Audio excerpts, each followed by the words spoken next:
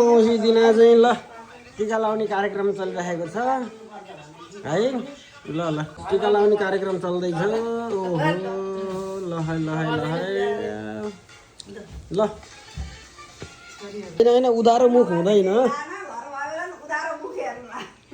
कहाँ उधारो मुख हेर्ने हो भनेको, यहाँ चाहिँ पैसा लिएर हातमा बसेको मान्छे यहाँ हातमा पैसा लिएर बसेछ उधारो मुख हेर्न लाग्यो के भन्ने हेत्तेरी।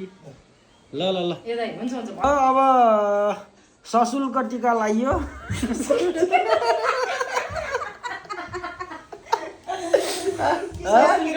ल है टिका लगायो भयो ल उधारो टिको ल नयाँ पैसा दिए त राम्रै हुन्छ। अब दिदीहरूलाई 500 दिन पर्यो। ओहो यो त महँगो पर्यो त नि।